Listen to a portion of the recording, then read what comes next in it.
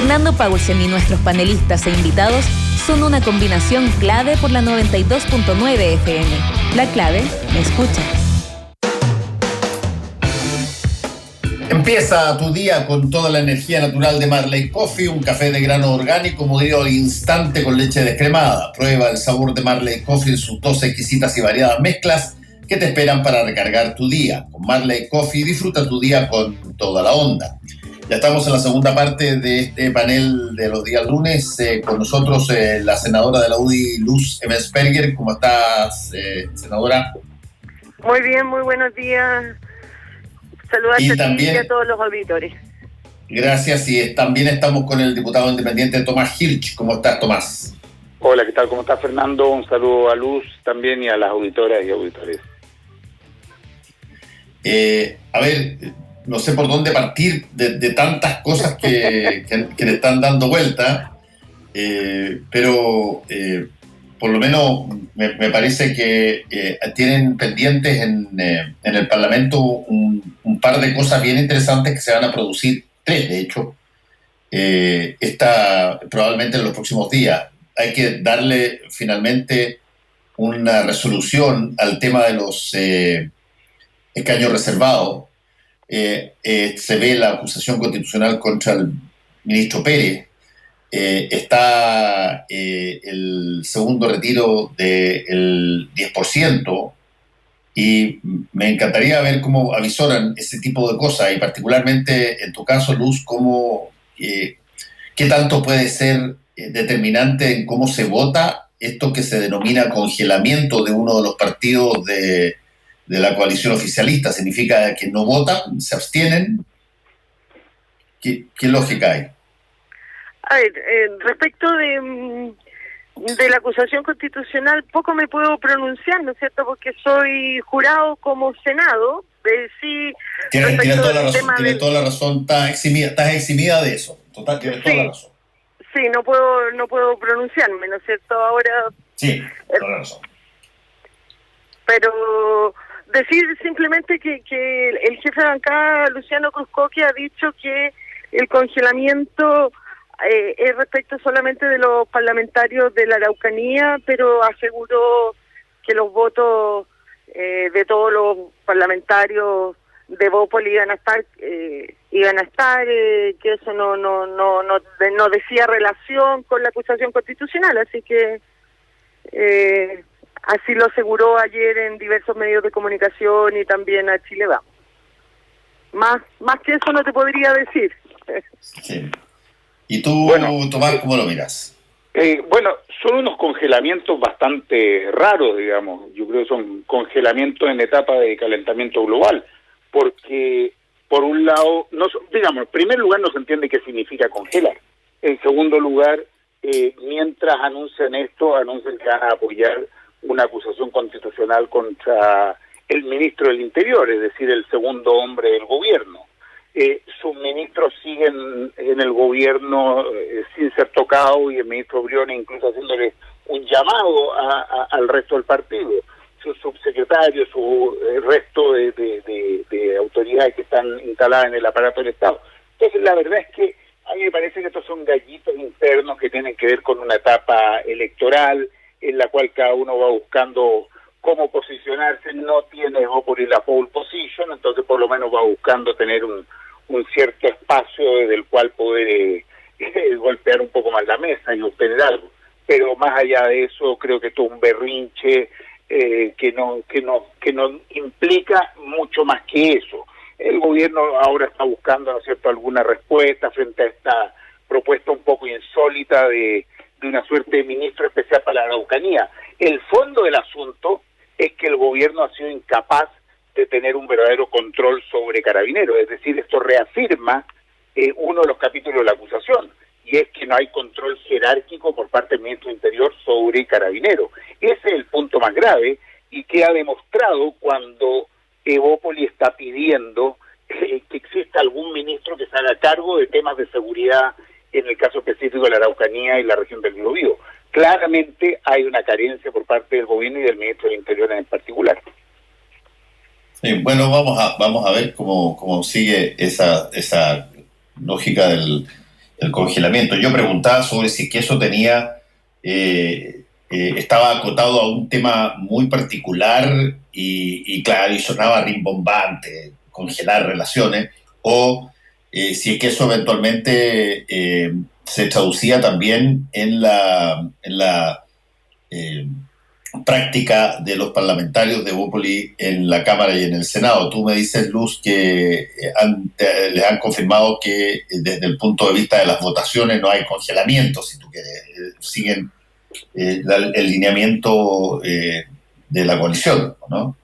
Así lo manifestó Luciano Cruzcoque el día de ayer en diversos medios de comunicación, es lo que yo pude leer, que es el jefe de bancada de Bópoli, así que espero que así sea, pues. Veamos qué pasa. Tan curiosa la cosa. Ninguno de los dos te podemos responder mucho más, Fernando. No quiero que me inhabiliten. Ninguno de los dos te podemos responder porque en realidad es un misterio qué significa este famoso congelamiento. Hay que pedirles que hagan algún punto de prensa para que expliquen, porque es totalmente una frase rimbombante para aire, para nada. Entonces, es por eso que uno no puede sacar muchas otras conclusiones, porque la verdad es que no dicen nada. Eso es lo que ha pasado. Bueno, me imagino que esas cosas se desplegarán durante el día o la semana, pero tienen... Hoy día van a decir que dieron vuelta a la página, si eso es clásico. Hoy día van a tener alguna conversa, una foto común, y después van a decir, bueno, hemos dado vuelta a la página. Eso ya se conoce demasiado. Oye,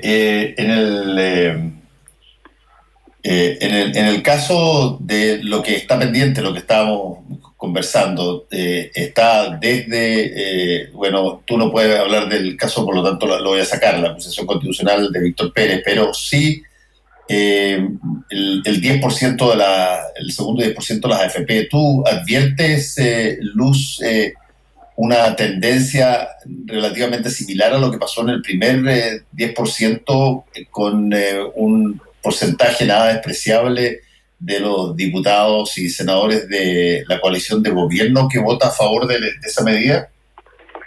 Así pareciera. Yo creo que ahí hay que tomar claramente los diputados y los senadores de Chile Vamos y en general el Parlamento. Yo creo que hay que tomar una decisión de qué es lo que en realidad quieren hacer, porque hoy día está o aprueban el segundo retiro del 10%, o de verdad hacemos esta reforma de fondo y estructural al sistema de pensiones, porque un segundo retiro de 10%, ¿no es cierto?, hace inviable una reforma estructural porque se acaba la plata. Ya el primer retiro, ¿no es cierto?, de este famoso 6% para la reforma de pensiones, se comió el primer 2%.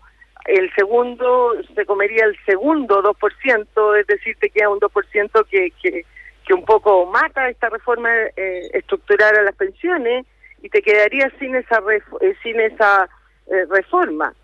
Yo creo que hay que tomar y hay que analizar seriamente qué es lo que quieres hacer. Autorizar ese segundo retiro o ponerte de acuerdo de una vez por todas y hacer esa reforma estructural. ¿Qué es lo que quiere hacer una reforma con un sistema de reparto o uno mixto o este sistema nocional que es un poco complicado o mejorar el existente? No sé, yo sigo siendo partidaria, ¿no es cierto?, de hacer la reforma estructural al sistema, una buena reforma que hoy día mejore las pensiones a las existentes y a las futuras, pero en el ambiente yo creo que lamentablemente están los votos tanto en la Cámara como al parecer también en el Senado para autorizar este segundo retiro, lo que me parece grave porque se acaba el sistema de pensiones. Así, fíjate, yo primera persona que escucho que dice que están los votos en el Senado y en la Cámara.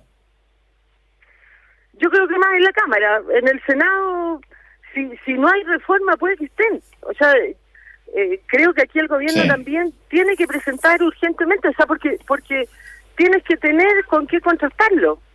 Mientras no esté presentado la modificación estructural que mejore lo que actualmente está, ¿con qué lo comparas? ¿Con qué lo comparas? Yo creo que hemos conversado una buena propuesta, que yo creo que está en que este famoso 6%, ¿no es cierto?, se distribuya entre todo un 2 para solidaridad, un 2 para los trabajadores y un 2% para un seguro de longevidad que termine con esta famosa tabla, ¿no es cierto?, que te lleva hasta los ciento no sé cuántos años, que el seguro parta a los 85 años, que te permita que tu pensión se calcule hasta los 85 años, y como hoy día es efectivo que uno vive más allá de eso, a partir de los 85 años tengas este seguro de longevidad que te permita, ¿no es cierto?, vivir con algo posterior a esa edad. Es una buena propuesta que mejora lo existente, que te permite tener una buena pensión, pero esa propuesta que hemos conversado, que el gobierno ha anunciado, todavía no se presenta. Entonces es urgente que se presente, que exista en un papel para que los parlamentarios puedan tenerla a la vista antes de que exista una votación. Mira, Sí. Fernando, lo que ha pasado acá es que seguimos con un gobierno que no logra entender la situación que están viviendo cientos de miles y si no millones de familias chilenas. Ese es el problema de fondo. Nadie quiere que los trabajadores tengan que sobrepasar este periodo complejo de la pandemia usando sus pocos y magros ahorros. La verdad es que ya el sistema de FP es malo, tienen secuestradas sus platas que no pueden utilizar los trabajadores, incluso en situaciones de emergencia como enfermedad terminal, remate de una casa u otras situaciones. Bueno, al menos en un periodo tan complejo como este, donde el desempleo ha crecido, donde los ingresos se han reducido en muchos casos a cero, donde la cantidad de familias que están teniendo que apelar a no poder pagar los arriendos, el agua, la luz, las deudas, lo están llevando a situaciones muy complejas. Frente a eso, una vez más, el gobierno no da respuesta. Yo quiero ser muy claro. A mí no me gusta que los trabajadores tengan que retirar su 10%. Yo creo que a nadie le gusta. Pero ¿qué pueden hacer? ¿Qué podemos hacer nosotros? Las propuestas que hace el gobierno, como las que mencionaba Luz, que tienen que ver con una reforma del sistema de pensiones, por un lado es insuficiente y por otro lado es una respuesta de muy largo plazo. Es una respuesta que no permite comer o pagar deudas o pagar la luz, el agua, el arriendo, la educación en los próximos meses. No sirve de nada que se le diga a un trabajador, mire, cuando usted jubile en 20 o 30 años más va a tener mejor pensión. Sí, pero ¿y qué hago antes? ¿Qué hago con mi familia? ¿Qué comemos? Por eso estamos llegando a este segundo 10%. Y la verdad es que si el gobierno insiste en negarse a dar otra respuesta, otra solución, le hemos hecho propuestas, un ingreso básico universal, subir el ingreso, ¿no es cierto?, de emergencia, hay varias otras opciones, no las toma el gobierno, no hace nada. Bueno, así vamos a ir a un tercer, cuarto o quinto retiro, porque de algún modo somos responsables de darle a la gente respuestas para que puedan sobrepasar esta situación de pandemia. Sí, bueno, ese es un tema que ya lo vivimos con el primer 10%, y ahí, Luz y Tomás, pasaron cosas sorprendentes a mi modo de ver. En primer lugar, hubo uno de los actos de mayor sinceridad que yo he visto del Ejecutivo desde hace mucho tiempo, cuando después del 10%, se señala que un porcentaje muy alto de afiliados ya no puede retirar más porque todo lo que tenía era lo que retiró, el 10%. Cuando tú estás en esa dimensión de sinceridad de cómo funciona el sistema, si es que esas personas, ¿cuánto iban a recibir como pensión? Si es que el retirar el 10% les agota todo el fondo. El sistema son millones. El sistema tiene evidentemente una fragilidad gigantesca. Y por lo tanto se pensó, y concuerdo contigo, Luz, que se iba a agilizar el proyecto de reforma de pensiones en serio, a fondo, el que el presidente en un momento dado dijo en una intervención que era la gente estaba encarecidamente pidiendo. Pero yo estoy todos los días diciendo aquí lo que está tramitándose en el Congreso y no lo veo. Así es. Así es. ¿Sabes lo que pasa? Es que además el sistema hoy día es muy frágil porque, como tú bien señalas, un gran porcentaje ya no tiene fondos, los retiró. Con un segundo retiro, mucha gente se va a quedar, la gran mayoría también sin fondo, porque también el sistema y cualquiera que sea, es muy mentiroso. O sea, independiente de cuál sea el sistema, también yo creo que hay que sincerar un poco las cosas. Aquí hay vicios en este sistema, ¿no es cierto? Es muy poca la gente, por distintas razones, Fernando, que no entrega todo lo que debía cotizar. Hay gente que ha trabajado toda su vida, pero aquí la informalidad que hay en nuestro país es demasiado alta. O sea, que habla con el empleador y el empleador lo permite. Oiga, no, cotíceme por el mínimo y páseme la diferencia por el lado, o simplemente no cotiza y topón para adentro para sobrevivir por distintas razones. Entonces, tú te encuentras al cabo del tiempo que cuando llega el momento de jubilar, la gente jubila con estas pensiones miserables porque ha trabajado toda la vida y no ha cotizado. Entonces, el sistema, cualquiera que fuera, siempre va a ser malo debido a la alta informalidad que hay en el tiempo, que no ha habido en todos los gobiernos, nadie ha enfrentado esto de una manera correcta, y hoy día te encuentras con esto. Segundos o terceros retiros finalmente van a favorecer a gente que a lo mejor no tiene los problemas que señala Tomás, porque hoy día ¿quién le está quedando plata en su sistema? Es a la gente que a lo mejor tiene menores problemas, porque es a la gente de mayores recursos. Sí, la otra gente ya no le está quedando plata porque a lo largo de su vida no han cotizado muy poco debido al gran número de cotizaciones que han hecho, porque la informalidad que hay en este país respecto a esto es increíble. Entonces es ese también el tema que tenemos que enfrentar como país. Sí, Luz, pero claramente el problema de las AFP no es ese. Quienes nos están escuchando saben perfectamente que hay gente que ha trabajado, le ha aportado al país 30, 40 años de su esfuerzo, ha cotizado todos esos años y sin embargo termina con una pensión miserable.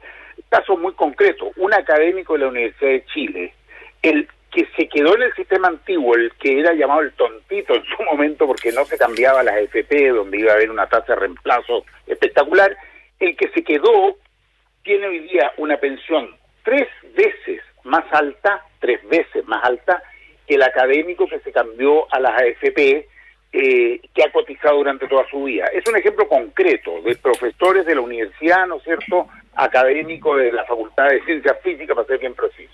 Entonces, es el sistema el que no ha funcionado. Por otro lado, el que hoy día hayan millones que a un primer retiro inmediatamente se queden sin fondos, refleja que efectivamente no es un sistema que garantice, no es un sistema de seguridad social, es un sistema de ahorro personal, un seguro personal que además ni siquiera entrega un buen retorno para quien cumple puntualmente y rigurosamente con depositar su 10% durante todos estos años. Las comisiones durante mucho tiempo fueron prohibitivas, fueron altísimas, existen comisiones ocultas, ¿no es cierto? Las AFP han terminado siendo un gigantesco negocio.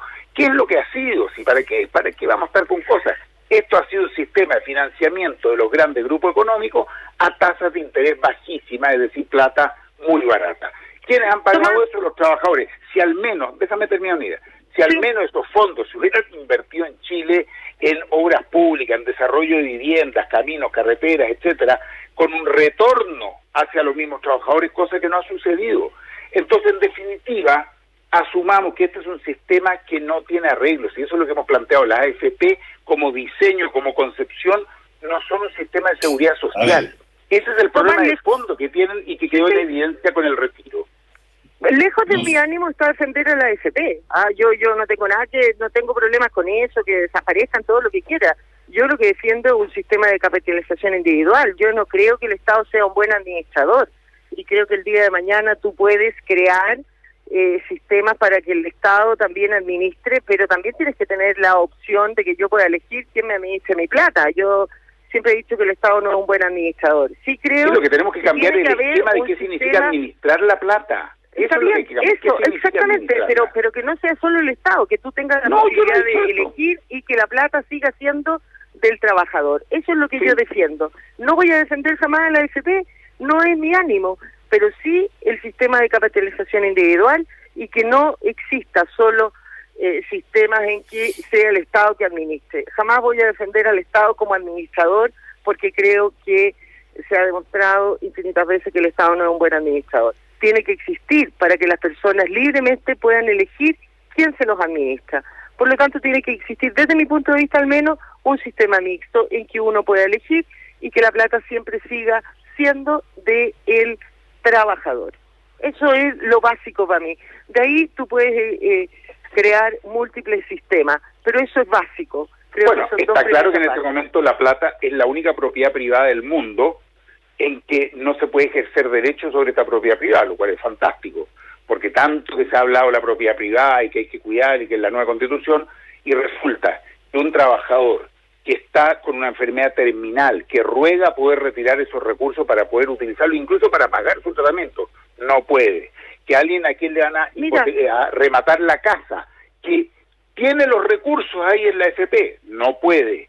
Entonces es bastante particular esta propiedad privada, en que para hacer un 10%, para poder retirar, para poder sobrevivir en pandemia, hay que estar haciendo una ley, un proyecto de ley. No estamos hablando acá de un derecho real de los trabajadores a poder disponer de sus recursos. Eso es lo que no me parece adecuado.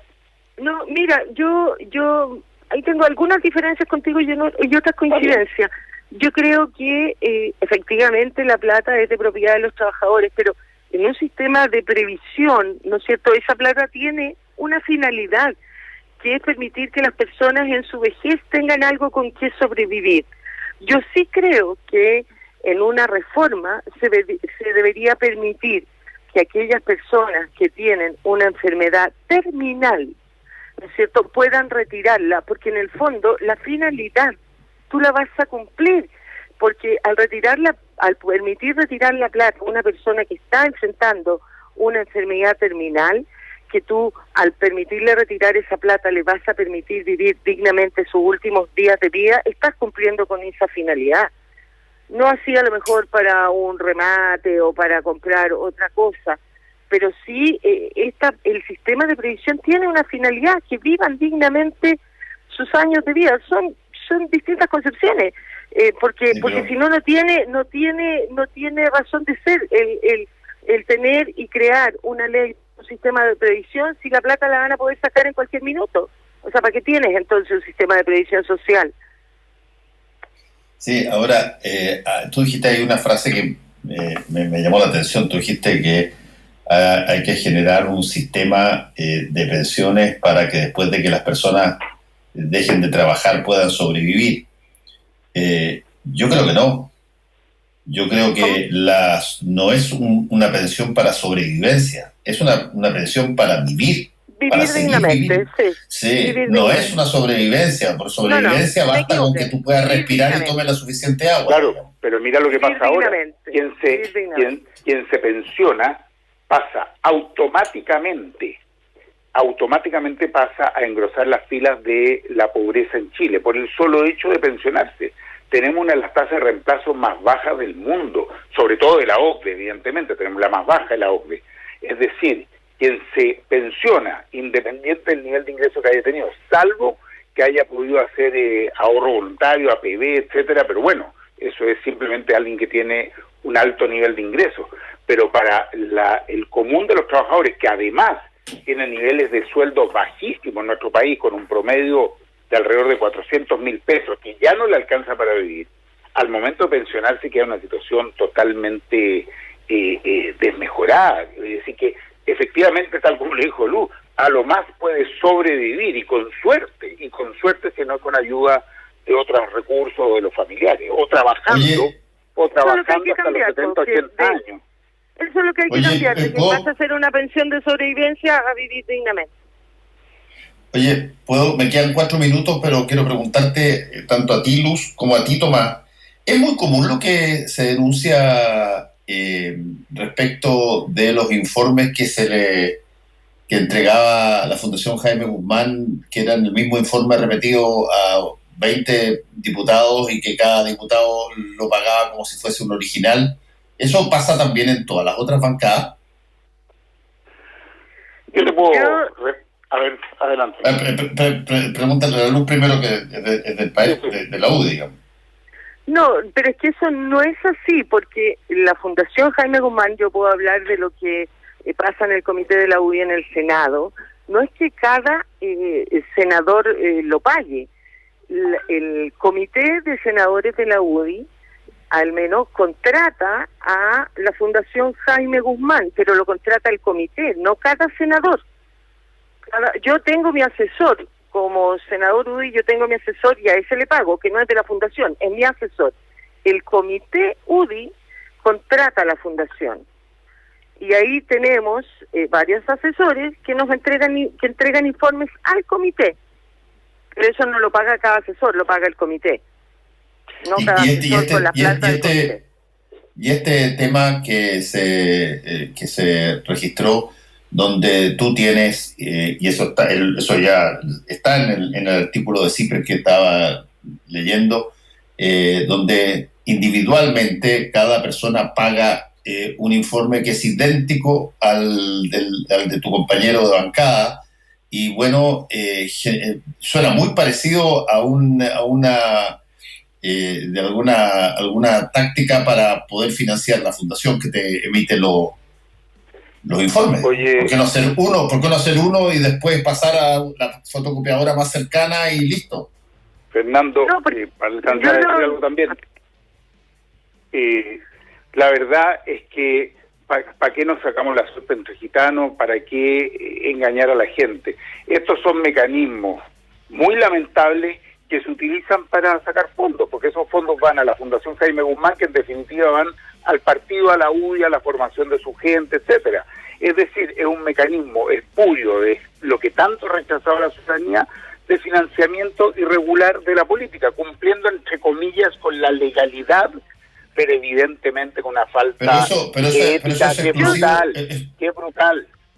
No, pero yo creo que no es así, porque efectivamente, como no es que cada senador le pague, o sea, vuelvo a decir, el comité... Son 300 millones por luz. No, pero es que, pero de verdad, yo no... El comité UDI de senadores tiene contratada a la Fundación Guzmán, que informa y asiste a las comisiones y emite un informe por cada proyecto. Y eso nos llega a cada senador. Pero ustedes pagan, usted ¿cómo se paga ese informe? Es un informe que eventualmente se puede fotocopiar y se le entrega todo, pero lo que dice el artículo es que cada parlamentario paga ese informe como si fuese único. Por cada proyecto, yo, como senadora, tengo 2 informes, el que me hace mi asesor, que yo pago, ¿no es cierto? Y el que me llega por el comité, que es el de la fundación. El que es por comité es el mismo para cada senador, porque es el que hace la fundación. Y se lo cobran a cada senador, pues si es que eso es lo que hizo. Sí, pues si es el que paga el comité, el que paga el comité. Y el otro, el que yo pago a mi asesor. Yo tengo por proyecto 2 informes. En definitiva, Luz, la UDI, y el del comité. En definitiva, Luz, la UDI que plantea tanto el tema de cuidar los recursos, que hay que bajar el número de diputados para ahorrar plata, lo cual ya es surrealista, pensar la democracia de esa manera. Por otra parte, se farrean los recursos del Congreso. A mí me parece que eso genera un rechazo muy profundo en la ciudadanía, que se queda pensando, bueno, cómo es la cosa. Se habla de bajar los sueldos de los diputados y senadores, y por otro lado, ¿no es cierto?, se llevan 300 millones para la casa con unos informes que se reparten y se venden varias veces, pero esa cuestión es casi de 15%. Esa en todo caso es una investigación que está en curso, digamos, recién, así es que vamos a poder conversar probablemente sobre eso, y además que tan desplegado está en otras bancadas también, así que muchas gracias, Tomás, y gracias, Luz, cuídense. Chao, chao. Muchas gracias, Igualmente, que esté muy bien, buenos días. Tengan buen día. Volvemos con Combinación Clave. La clave me escucha.